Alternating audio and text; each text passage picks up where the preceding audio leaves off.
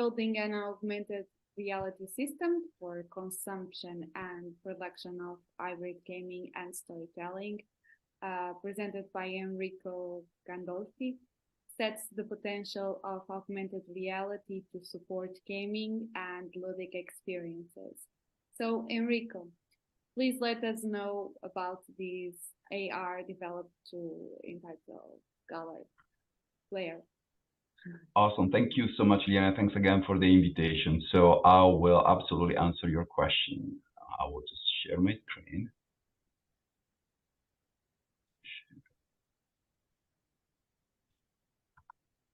There you are. Can you see that? Yes, perfect.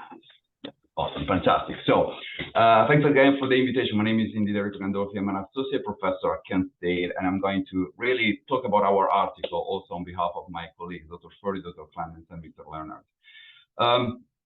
So our article is really based on trying to find a solution to a problem that we do believe is very important when we try to use and to get better and to improve our, skills, our design skills, our mindset around hybrid gaming, storytelling, when also it comes to learning and education. Of course, right now there are many trends, but especially two very important trends that we notice, also pretty glaring in the literature, is that game-based learning is really social and also is increasingly hybrid and is really using augmented reality. Pokemon Go was a very good example how augmented reality became popular also in terms of education and gaming. For those who have Ingress, we have other applications that kind of follow the same line. Of course, there are challenges though. So it's growing, but still there are a lot of issues we need to fix. There are many, but we realize that one big problem is the opportunity or the presence of editing tools for developers. Right now, augmented reality, hybrid gaming are fascinating fields, are fascinating approaches. There is so much potential, but it's also very difficult to create these kind of experiences. So our article suggested a sort of solutions to that, which we call Glare. So Glare is a system, is an idea, is a dream that we started to think through. And when we started to think about Glare, we started with some components, some kind of main features that we really want to endorse with our system. First of all, we thought about a system that was fully accessible, that everybody could access in terms of coding and design. We also started to think about a system, augmented reality editor system, or mixed reality, or extended reality. I know there are so many definitions that everybody, even kids or adults with no coding skills, could actually really use in order to make augmented reality and hybrid gaming development more accessible to everybody. Also, we strongly believe in having a system able to support different kind of experiences, so very flexible in terms of storytelling, in terms of gaming. And finally, we also try to really envision a system with different ways to be consumed. Meaning, as you all know, we have augmented reality, we have extended reality, we have virtual reality. There are so many ways we can access the same experience with pros and cons. So our dream was to create a system able kind of to support all this kind of delivery mode, if it makes sense. This is where right now we have extended reality, or we have all these very fancy terms. So actually they're really interesting because they tell us that these technologies are very complex, but at the same time they are in a continuum between, I would say, from augmented reality, one is one extreme and virtual is another extreme, and there are so many gray zones right in the middle. So with this kind of dream in mind, we created Glare. So Glare stands for Geolocated Augmented Reality Editor, which we are very proud of this name. And in essence, is an extended reality editor that is completely open source and is web-based. So in essence, just to make it very, very, very simple, is an online platform, it's an online editor based on a very simple graphic user interface that you see the image, the figure on the top. Is actually the old version, and the one at the bottom is the new version. But in both cases, you will see this a very simple, very easy. In essence, these are just kind of different sections that you have kind of to fit with the content that you want.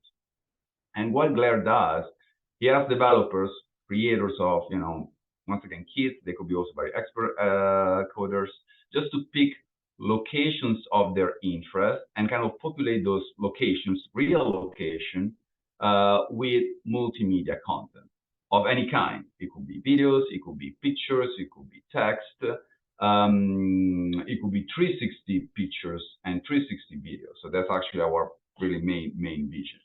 And in essence, you can create a tour with, let's say, 5 or 7 hotspots in literally 10 minutes if you already have the content ready. And this is completely, once again, open source, open access. The main code is on GitHub. So it's just a starting point. If you want also to kind of expand the features and the functionalities of Glare, it's just easy. It's there for you, especially if you have the right coding skills. What is also very interesting of Glare, as I told you, we wanted to support any kind of way to consume extended reality or augmented reality. So in essence, in those locations, and I will talk this in a minute, but in those locations, if you're close to our locations created with Glare, your phone is going to show you the augmented reality kind of content. If you are far from the location, you can absolutely have the same experience on your desktop. So in that case, you get more VR. And finally, you can also go through this with your phone, yes, but also with your headset. So in terms of delivery, Glare creates a link, creates an URL, and just clicking the URL, you're going to be redirected to the tour you just created. So you don't have to download anything. There are no issues in terms of updating your applications just because the App Store or the Google Play stores have updates. As you know, if you create a mobile app for education, there are all these challenges that are very, very, very difficult, especially because you need constant attention. This is just an example for how you can create with Glare. I will give you more. But more or less is the idea that you can absolutely put augmented reality overlay wherever you want, and just the system will recognize if you're in the real location, in the real close to the real coordinates of the hospital, and it's going to pop up the content that you want. And once again, this can work on mobile, this can work on a flat screen. Even if you have a Meta Quest, that will work as well.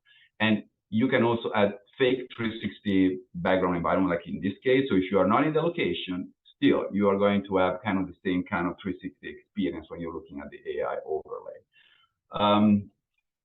Of course, in the article, there are way more details. I'm not getting, too nerdy here. But so this is a first example of how we created, how we use Glare, actually. So we got funded twice by the National Endowment for Humanity. And here our kind of main storytelling program was, Kent State. As you know, I'm from Kent State, and the Kent State massacre was a very important, terrible and important event of the recent American history. We realized that our students were not really tied to those events, even if they're, they're important, not just for Kent State, but for, really for the whole country and even worldwide. And that was also very difficult because the reality is that the campus changed a lot in the last 50 years. So we use Glare to create a tour, actually multiple tours about those events, to show and kind of to play with the overlay of historical picture, the one you just saw in the previous slide, but in the real context. So to see buildings that were not there.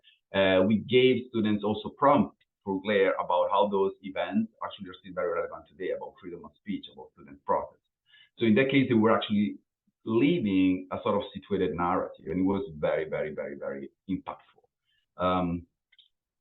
This is another example. It's a little bit different though, because while the one about Kent State was about history, this one is actually about present and future. So Kent State has many international campuses, and Florence is probably the biggest one.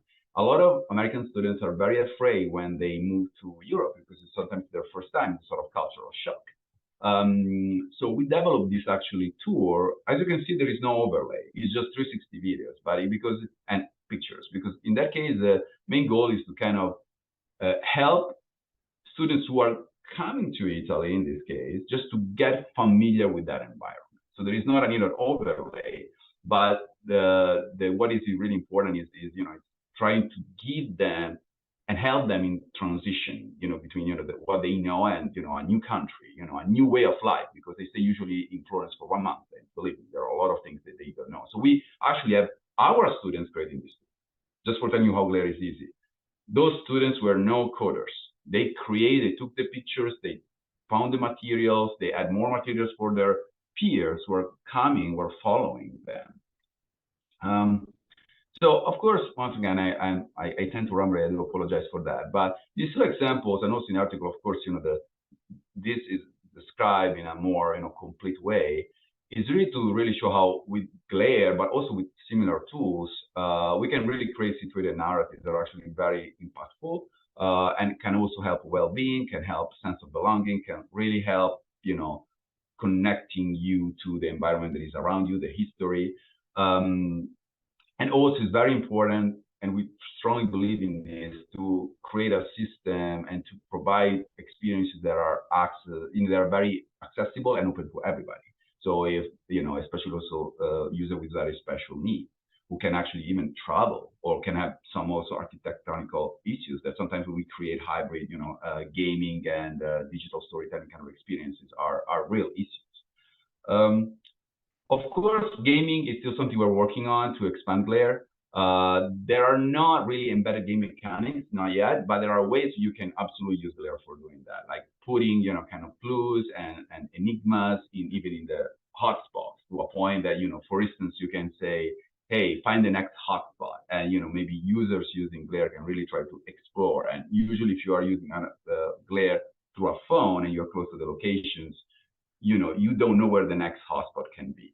So you can also play with that. So there are actually really ways to actually use Glare for doing that. There are also more ideas in the article. But also what we're really proud is also the fact that Glare is also for students. And students actually are really active players in creating those experiences. It is not just about the technology. The technology is really designed to be secondary. It's easy to use. That's not the point. The point is to find the right materials, to tell the right story. What we saw, and actually we're using Glare with elementary schoolers. So in essence, they're actually creating tools about their own school. They're creating tools for the new students who are coming, right? Okay, I'm done. Thanks for the reminder. And so these are future directions. I know there are limitations, but also we do believe that Glare is just a starting point. And because of all your help, and I'm confident, you can have really proactive discussions and really try to understand how to move forward with this. And Glare is just a starting point once again. This is why it's completely open access and completely open source. It's just just a way to keep the ball rolling. There are so many different things we need to know better in terms of different audiences, accessibility, ways to interact, and making also users more active. So these are the links. So Glare, of course, is open access. The user graphic interface is already there for you all, and it's free. There is a May Forex Star Tour and the Kent State Program. So these are two of the examples that I show you. There are many others, but these are, I will say, the two most important. And yeah, if you have any questions, these are our emails, so feel free to reach out anytime. And thanks really for your attention and the opportunity to present today. Okay, thank you, Enrico. So, any question?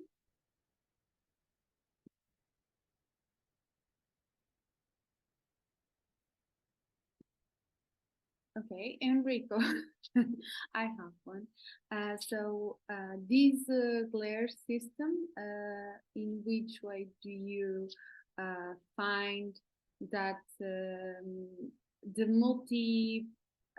collaborative environment that creates around it as a co-creation tool, do you intend to have network features around it? Yes. Absolutely, yes. So that's actually something that is our mind, and it's one of the big next steps, because right now we're working with different stakeholders and partners just to understand how to make this real. But absolutely, yes, we strongly believe in community-based narratives, and right now we're just trying to develop the right tools just to being able to support different kind of stories, and networking is absolutely on our right. Thanks for your question, and so absolutely yes. Of course it's not easy because it requires kind of requires more a lot of work also in terms of moderation and supervision, especially at the beginning. But absolutely yes, and we are open to any collaboration in this regard.